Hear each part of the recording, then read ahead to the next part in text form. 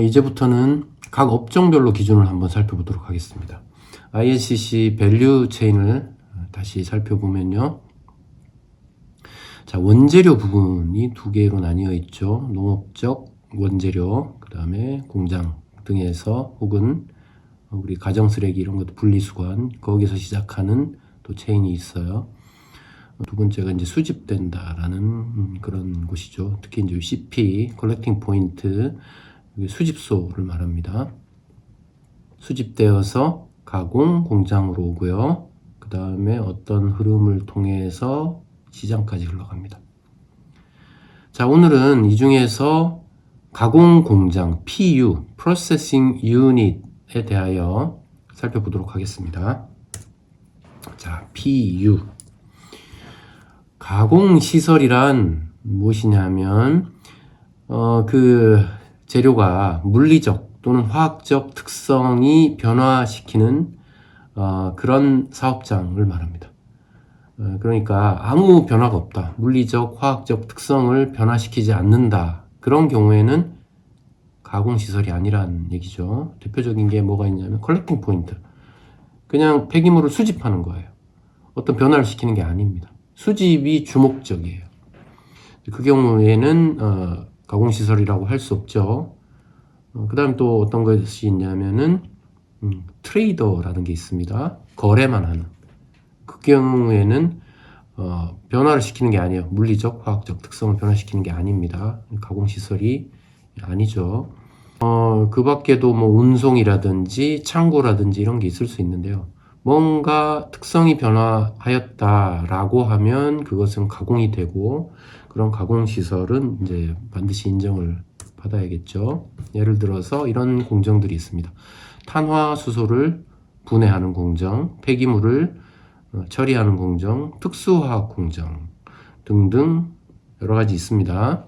이런 것들 우리가 이제 ISCC 인증을 우리나라에서 받고 있는 여러 공정들 거의 여기에 지금 포함이 되고 있습니다. 이런 공정들이 가공이고, 그런 사업장을 PU, Processing Unit, 가공 공장 이렇게 부르면 되겠습니다. 두 가지로 나뉘어요. 물리적 공정, 화학적 공정입니다. 그래서 MR은 Mechanical Recycling, CR은 Chemical Recycling 이렇게 나누고 있는데, 이제 개념적으로 나누는 거고요.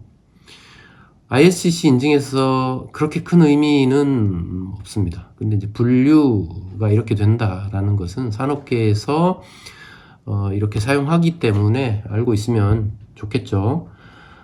그런데 이제 특히 물리적 공정이라고 하는 경우에는 Mechanical Recycling Plant라고 업종을 선택하도록 그렇게 하고 있습니다. 그 ISCC 기준에서는요. 그래서 물리적 공정 혹은 기계적 공정인 경우에는 스콥을 선택하여 등록하도록 하고 있다라는 정도는 알고 계시는 게 좋겠고요. 그럼 MR과 CR은 어떻게 구별하느냐? 분자식이 바뀌지 않으면 됩니다. 분자식이 바뀌면 그거는 화학적 공정으로 보고요. 뭔가 혼합하고 가열해서 녹여서 거기다 첨가물을 넣고 막 이렇게 했다. 하지만 분자식은 바뀌지 않았다. 그런 경우에는 물리적 공정이라고 보시면 되겠습니다. 가공 공장에서의 심사 초점은 세 가지입니다. 복잡한 체크리스트가 있지만 크게 보면 이 세 가지다 이렇게 보시면 되겠습니다. 이 세 가지만 잘 만족하면 다른 거 여러 가지 요구되는 것들이 있지만요. 그건 다 각 공장에서 충분히 만족시킬 수 있는 것들이죠. 예를 들어서 내부 심사, 그 다음에 또 ISCC 교육을 받아야 한다 이런 요구 사항들이 있는데요. 그거는 그 짧은 시간에 또 얼마든지 충분히 그걸 해낼 수 있죠. 그런데 이 세 가지는 시스템이 갖추어져 있어야 됩니다. 그러니까 추적성 만족하려면 추적 시스템이 내부적으로 품질 시스템 안에서 갖추어져 있어야 되고요. 매스 밸런스, 온실가스 마찬가지겠죠. 특히 온실가스 배출량 계산하려면 나름대로의 그 시스템이 갖추어져 있고 이미 계산하는 방식들이 정리되어 있으셔야 됩니다.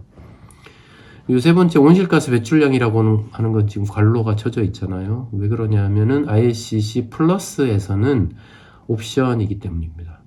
지금은 온실가스 배출량을 포함시켜서 ISCC 플러스 인증 받는 경우는 드뭅니다. 대부분은 지금 이 옵션 선택하지 않고 추적성과 매스 밸런스 선에서 평가를 받고 있죠. 자, 추적성은 그럼 무엇이냐 하면은 적합한 재료인가 라는 점입니다. 그러니까 원재료로서 만족하느냐, 그러니까 지속 가능한 농업을 통해서 만든 원료이냐 혹은 폐기물, 부산물이냐, 이런 점이 됩니다. 그래서 폐기물, 부산물의 정의는 한번 말씀드린 적이 있고, 그 정의에 부합하는 원재료를 가지고 이 밸류 체인에서 유통이 되고 있느냐, 이제 요 지점을 보는 겁니다. 그래서 가공 공장에서는 인증받은 원료를 가지고 왔는지를 확인하는 것이 되겠죠.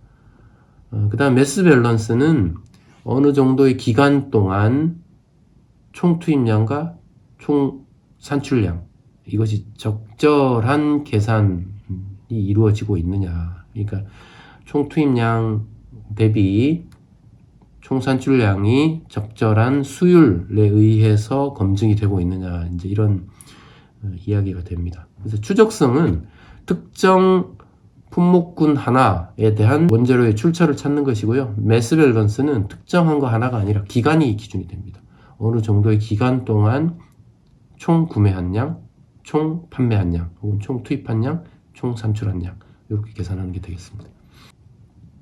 인증의 원칙 중에 스코프 스페시픽이라는 말이 있습니다. 그러니까 스코프는 아까 밸류 체인에서 이제 설명을 한번 이렇게 쭉 보여드리는 것들이고, 하나하나가 다 스코프이 되는 건데요. 우리말로 하면 업종 정도가 적합한 말인 것 같습니다. 그러니까 어떤 종류의 역할을 하는가, 밸류 체인에서 이제 그렇게 보시면 되겠습니다. 근데 그 스코프 스페시픽이라는 원칙은 그 스코프 하나당 별도의 평가를 받고 인증을 받는다, 이렇게 되겠습니다. 그러니까 예를 들어서 가공 공장인데요, PU인데 트레이딩을 같이 한다. 그러니까 거래만 하는, 제품의 물리화학적 변화가 없는 상태에서 거래만 한다. 이거는 가공이 아니거든요. 트레이딩에 해당이 된다. 이걸 이제 거래로 붙이게 되면, 그러면 트레이더라는 스코프이 발생하게 되는 거예요. 이런 경우에는 PU에 대한 스코프 인증과 트레이더라는 스코프 인증을 따로 받아야 되는 겁니다. 그래서 이것을 스코프 스페시픽이라고 부르고 있습니다. 그 다음에 개별 인증만 받는 것이 PU에서의 원칙입니다. 그룹 인증들 많이 받을 수 있습니다. 예를 들어서 농산물 원료로 하는 경우에 농민 단체 혹은 그룹이 있을 수가 있고요. 그 다음에 폐기물을 수집하는 경우에도 여러 발생지에서의 것을 수집할 수 있겠죠. 이런 경우에는 이제 그룹으로 볼 수가 있고, 수집하는 그 수집소도 또한 여러 수집소가 있을 수 있어서 그룹 인증을 받을 수 있습니다. 그 다음에 창고업을 하는 경우 혹은 창고를 임대해서 쓰는 경우에도 여러 개를 이용할 수 있겠죠. 이런 경우에 전부 다 그룹 인증이 가능합니다만, 가공 공장은 한 개당 하나의 인증서를 받게끔 되어 있습니다. 그것이 개별 인증만 받는다는 인증의 원칙이 되겠고요. 위탁 가공을 많이 하시죠. ISCC에서는 톨링 어그리먼트라는 표현을 쓰더라고요. 원래 영어 톨링 어그리먼트는 이제 다른 뜻으로 좀 많이 알려져 있는데, ISCC에서 톨링 어그리먼트라고 하면 요거는 우리나라에서 OEM이라고 표현하는 바로 이제 그런 종류가 되겠습니다. 위탁 가공이 되겠습니다. 이때 두 가지 옵션이 있어요. 자, 위탁 가공을 하는 공장이 있고 위탁을 주는 원물 소유자가 있을 수 있습니다. 그러니까 다른 공장에게 이 가공을 위탁하는 거죠. 이랬을 때 누가 인증서를 가지고 가느냐, 요게 이제 두 가지 옵션이 되겠습니다. 인증서를 물건의 그 소유권을 가지고 있는 그 사람이 인증서를 가지고 있을 수도 있고요. 그다음에 공장이 가지고 있을 수도 있습니다. 근데 어쨌든 두 가지 다 뭐 다 가능한 인증의 이제 옵션들인데, 인증서를 가진 자가 어쨌든 책임을 지게 됩니다. 책임을 진다라는 말은 권한을 가진다는 말과 항상 동전의 양면처럼 같이 따라다니죠. 그래서 소유하면 책임지게 되는 것이고, 책임지면 그 소유물에 대한 이용 권한을 가지게 되는 것입니다. 그래서 인증서도 공장이 인증서를 가지고 있을 때는 그 공장이 매스 밸런스, 추적성, 그 다음에 온실가스 계산 등에 대한 시스템을 스스로 갖추어야 되는 것이고요. 그 다음에 물건의 소유자가 위탁을 한 경우, 그 소유자가 인증서를 가진 경우에는 그 평가를 소유자가 받게 됩니다. 왜냐하면 인증서를 받게 되고 책임을 져야 되기 때문에 그 시스템을 갖춰야 돼요. 내 소유의 공장이 아니지만 그것을 책임지는 것은 그 물건의 소유자가 되겠습니다. 그래서 뭐가 됐든 상관없는데 어쨌든 심사는 바로 그 공장에서 이루어지게 되고요. 그 공장에서 아까 말씀드린 세 가지 포인트, 추적성, 매스 밸런스, 그리고 온실가스 계산, 이 세 가지에 대한 시스템을 누구의 책임하에 가지고 있어야 되느냐? 인증서의 소유자.